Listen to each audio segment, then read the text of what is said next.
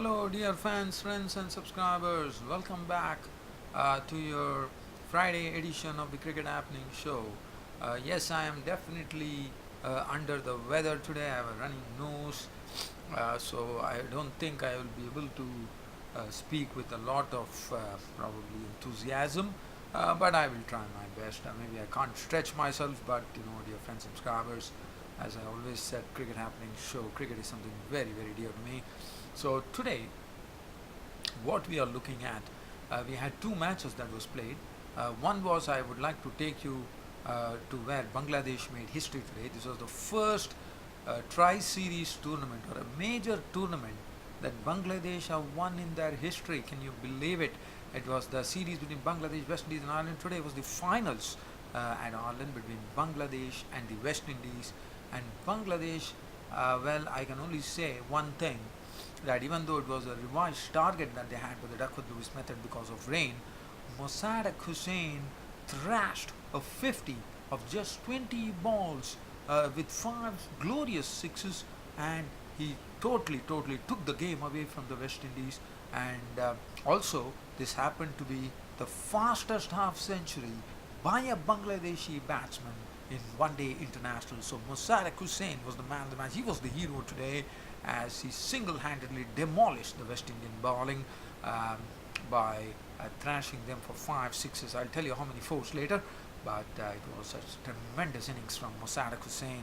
It was a lot of a surprise packet, one could say, but he really blasted on all cylinders, which was good to see. And definitely keeping in view the World Cup coming up, I think Mossadek Hossain has already made a statement. Okay, now the next match that we are talking about is England versus Pakistan. This was the fourth one-day international, which was played at Nottinghamshire between Pakistan and England. And once again, Pakistan put up a big score on the board of 340 for 7. They were driven by a really flowing century from Babar Azam, who looked absolutely at ease today, and he was stroking the ball on a very good batting pitch. And once again, these Englishmen, even without Jonathan Bairstow in the team, they showed what they are made of. And as I said, even without Jonathan Bairstow and with Jason Roy opening with the other player, which I would be telling you. So Jason Roy was the one who, along with the other opener who was sent in, well, I thought they did a wonderful job here, and Jason Roy has gone from strength to strength on this in this particular one-day match. In fact, James Vince opened with Jason Roy. Jason Roy smacked 114 of 89 deliveries, 11 fours and 4 sixes in that, and then Ben Stokes kept his cool and piloted them to victory. And once again, the Pakistanis found wanting, even after raising a score as good as 340 on this wicket. Looks like is a third successful chase by England of a score of over 300 odd runs, and that is pretty spectacular, I say. And as I said, if this is the trend of things to come in the World Cup, I think we are going to see tons of runs, tons of records broken, and I think bat is going to seriously dominate over the ball. And whether that is the right way to go, one does not know, or are we in for a surprise for the World Cup, we don't know. So let's wait and watch.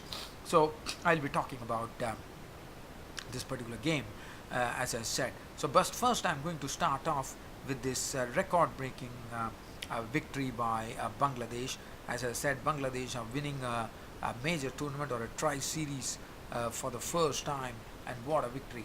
If you look at the card there, West Indies were the ones who actually batted first, and Shai Hope was the man of the series in this one-day international series. Was played extremely well. He got 2 centuries under his belt. He came close to one with that 89, and today he made 74 of 64 balls, which included 6 fours and 3 sixes. And once again, no news of John Campbell after that record-breaking spree he had with Shai Hope. Ambrose was the one who was opening, and Ambrose was 69 not out of 78 deliveries, which included 7 fours. Wayne Bravo not out on 3, and with the score of 152 for 1, the rain started pelting here at the capital of Ireland, Dublin, and it was all over with 5 hours lost due to rain, and West Indies scored was 152 for 1 of 24 overs. Now a revised target by the Duckworth-Lewis method was given to Bangladesh to chase 213 in a span of 24 overs. But before that, let's have a look at the bowling card from Bangladeshis. Murtaza, 6 overs none for 28. I thought he was the pick of the bowlers. Mohammad Saifuddin, 5 overs none for 29. Mustafizur Rahman, 5 overs was thrashed for 50 runs, so definitely his consistency has gone all over the place, and that is a big concern for Bangladesh going into the World Cup. Mossadek Hossain, 2 overs for 9. Mehdi Hasan Miraj, one wondered, 4 overs for 22, he did a good job. Sabir Rahman, 2 overs for 12. Now Bangladesh were given a target of 213. In fact, the start was wouldn't say it was very good. Tamim Iqbal was dispatched for 18 by the bowling of Shannon Gabriel for 18 of 13 deliveries, 2 fours, but Soumya Sarkar was really stroking the ball to a nicety, and he was really hitting it hard and with lots of timing. And when Soumya Sarkar, as you know, plays his strokes, he does it with elan, and that's what precisely happened as Soumya Sarkar set the tempo for Bangladesh to have a go at the total of 213 with a very punishing innings of 66 of just 41 deliveries, which included 9 delectably timed boundaries and also included 3 sixes. So that was pretty well done by Soumya Sarkar, as he contributed a very useful 66, which really gave a lot of impetus to this Bangladesh innings to go forward. Sabir Rahman was cheaply dismissed for not. It was LBW bowled Gabriel. Now Gabriel hit back with getting the wicket of Sabir Rahman. Mushfiqur Rahim played a quick fire knock of 36 of 22, 2 fours and 2 singles. Raymond Reefer trapped him LBW. Mohammad Mithun made 17 of 14, 1-4, 1-6. He was LBW bowled by the spinner Fabian Allen. Now Soumya Sarkar finally was a victim of the bowling of Raymond Reefer for 66 of 41. Now, when Soumya Sarkar, after doing all the initial damage that he needed to, he departed. The score at 109. Then Mushfiqur joined in the fun and pushed the score, as I said, with a quick fire 36 odd runs to the good. And now, after Mohammad Mithun's departure, the man who entered the scene was Mossadek Hossain. Now Mossadek Hossain was all alone. He had the experienced Mahmudullah at the other end, but Mahmudullah was a mere spectator, as Mossadek Hossain really got the West Indies. I mean, if you look at the scorecard there, the score was 143 for 5 in the 16th over. So definitely they had another 8 overs to go, but still it took some doing, because 70 runs were still required in the 8 overs, so they had to go at a clip of 8 runs per over. But Mossadek Hossain turned it all around. In fact, in 1 over, he belted 25 runs of the bowling of the spinner Fabian Allen, as he thrashed him he hit him to smithereens, one could say, as he started hitting with lots of force, and some of his shots were really breathtaking, I would say. One was lofted over the head, another was swung down the leg side, the second was beautifully giving him room behind the stumps. He went in and smacked a few sixes. In fact, in that over of Fabian Allen, he turned it around with 25 runs coming off that over, which really helped matters for Bangladesh. And after that, he added 2 more sixes as he smacked Kemar Roche into the fence. Kemar Roche was someone who also received some cavalier treatment when Soumya Sarkar was around. So as things went on, this West Indies, I have to say that none of the West Indies bowlers could actually, I would say, they could not pitch a right length to the Bangladeshi batsman. And Mossadek Hossain played in such a fashion that he went on to score the fastest half century by a Bangladeshi batsman in one-day international history and take a bow. And it was all over. Mossadek Hossain clinching the win with, as I said, he has become the record holder now for the fastest 50, and it augurs very well for the World Cup for Bangladesh. And Mossadek Hossain, I'm sure, he is figuring in the World Cup squad and I think Mossadek Hossain would be a sort of a real bundle of energy there, and this is a sort of a statement he has already made here for the opposition. As for Mossadek Hossain, the way he played, he is the fastest half century, 52 not out of 24 balls with 2 4s and 5 beautiful sixes. Hit some awesome power, and the man of the match was Mossadek Hossain. Mahmudullah is a mere spectator, not on 21. And what was very important with the revised target that Bangladesh reached, definitely Mossadek Hossain was a very significant event for Bangladesh. But there was another significant event that happened, and I'm told this is the first ever major title that Bangladesh has won going abroad, and really congratulations to this Bangladesh team. Shai Hope, for showing some great consistency with the bat, was very rightly named the player of the series. If you look at the bowling there, Ashley Nurse disappeared for 35 of his 3. Holder 4 was none for 31. I thought he's the only one who bowled with a semblance of respectability there. Kemar Roche was thrashed to the tune of 57 runs with 5 overs, especially Soumya Sarkar and later Mossadek Hossain climbing onto him. Gabriel 3 overs 2 for 30, but Raymond Reefer 3.5 was none for 23. Probably I thought a decent ball by Raymond Reefer, the spinner. Fabian Allen 4 overs 1 for 37, especially was doing well, but that over which Mossadek Hossain crashed 25 runs turned it all over for Fabian Allen, and Mossadek Hossain, player of the match, Shai Hope, was named man of the match. So that is as far as this particular match is concerned between Bangladesh and Ireland. And Bangladesh have won the Tri-Series final by beating West Indies on the Duckworth-Lewis method during rain.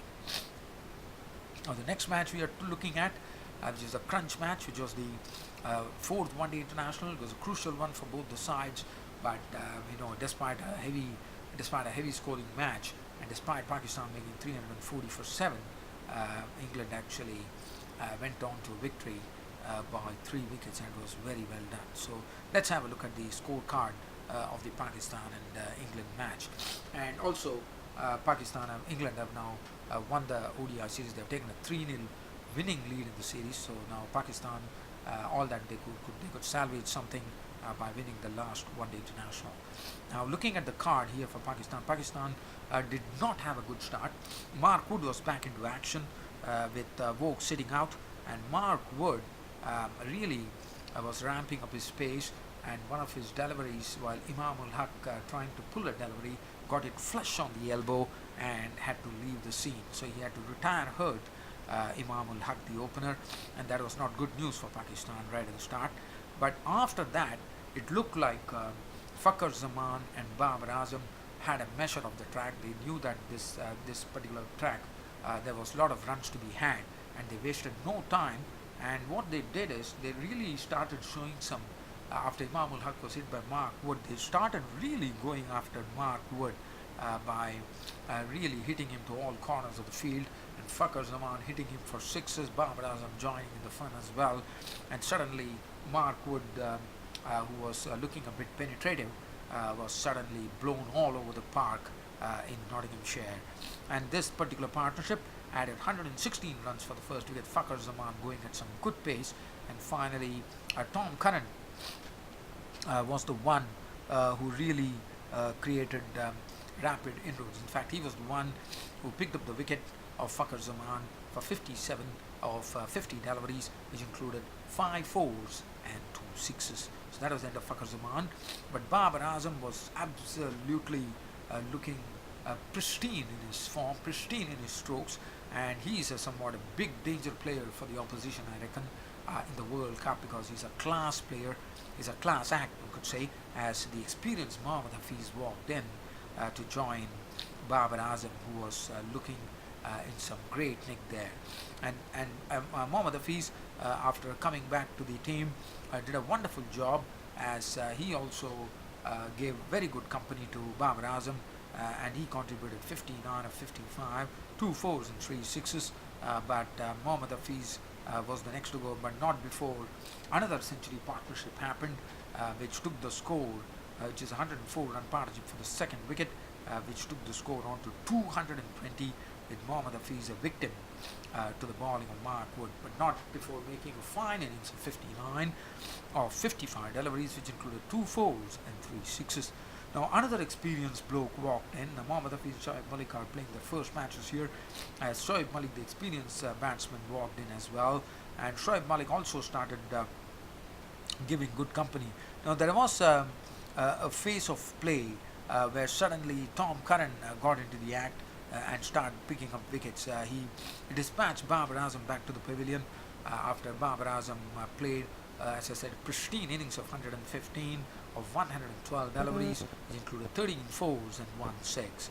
Now, Babar Azam was gone, and Shoaib Malik, trying to hit Wood, in fact, chopped on his own stumps, and he was given hit wicket bowled Wood for 41 of 26, 4 fours. Asif Ali made 17, Imad Wazim 12, Sarfaraz Ahmed. Now, one did not understand the concept. Probably Mohammad Hossain and Junaid Khan are tail-enders. That's the precise reason. Imamul Haq was sent 10, just 16 balls to face, but he could not do much.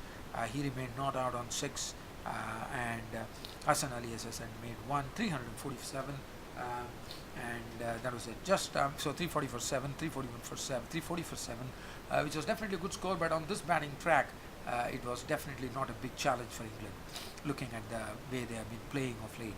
Archer 1 for 62, as just expected. Mark Wood, because as I said, it's a total batting track. 10 overs 271 for Mark Wood. Denley 5 runs for 27. Tom Curran was the pick of the bowlers. 10 overs nominated 75 runs and 4 wickets to Tom Curran. Adil Rashid 7 overs got hit for 49 without a wicket. Ben Stokes 4 overs 9 for 22 was the best bowler there, and Moeen Ali did a fair job, 4 overs 9 for 30. England were given a target of 340 runs to win, 341 to win, and Jason Roy really, as I said, in this particular ODI series, he has gone from strength to strength, and today he converted that into a century, a wonderful century from Jason Roy, who really, I would say, he really made sure that England were going to win the match, as he crashed 114 of 89 deliveries, which included 4 6s and 11 boundaries. Vince contributed 43 of 39, 6 boundaries in there. Joe Root made 36 of 41 with 3 boundaries. And then there was a phase of play when Pakistan actually got the England innings on the rack. This was a phase of play where it was it was Imad Wazim and Mohammad Hossain striking with absolute regularity, and especially Imad Wazim in particular, as wickets started tumbling, and 4 wickets were gone in a span of 15 runs. So basically, from 201 for 1, when Jason Roy departed after doing all the damage to the Pakistan bowlers, Joe Root's wicket was gone. After that, Butler was dismissed for a duck by Imad Wazim, and Shoaib Malik dismissing Moeen Ali for a duck, and so that was the 2 keys. But and then Joe Denley came out. Joe Denley just, I would say, did not do much. He just contributed 17 of 21, and the score when Joe Denley departed was 258 for 6. Still a tall order for England, but the good thing was that there was still the death overs, the full death overs remaining, and the main man at the crease was none other than the brilliant all-rounder Ben Stokes. And when Ben Stokes is around, you can say for a fact that the game is not over, and that's precisely the case that happened. And if he's there at the crease till such time the match ends, we know the outcome. But also he required some sort of support from the other end, and this particular support came in from Tom Curran, who, as I said, of late has been doing very well with the bat, and he contributed a useful 31 in a very good partnership that happened for almost 59 runs, I reckon. Of that, Tom Curran's score was 31 of 30 deliveries, which included 5 boundaries. Adil Rashid was not out on 12, and as I said, that man who was there at the moment and who was there at the crease when the wind came was none other than that wonderful all-rounder from England, Ben Stokes, not out 71, 64 deliveries, 5 fours, 3 sixes, taking them to victory, and thus a ODI series win for England over Pakistan. Now looking at the bowling, Junaid Khan, 10 overs was absolutely thrashed for 85 runs with 1 wicket. Hassan Ali went for 57 of his 9.3 overs with 1 wicket. Imad Azam 10 overs 2 for 62.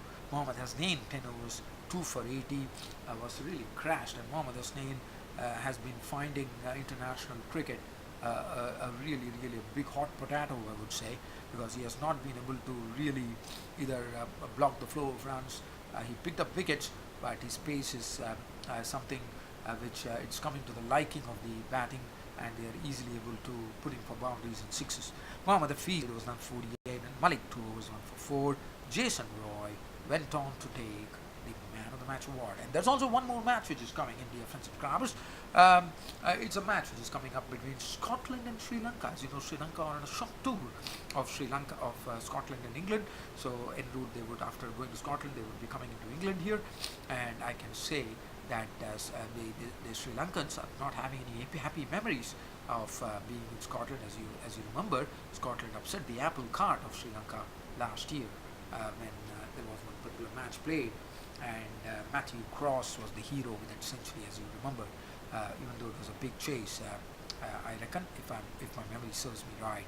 Well, dear fans, subscribers, a pleasure speaking to you. Always keep an eye on my cricket tweets. As I said, tweet is something, as I know, I could not come up to them, but as I said, it depends on the time factor as to how I am able to manage.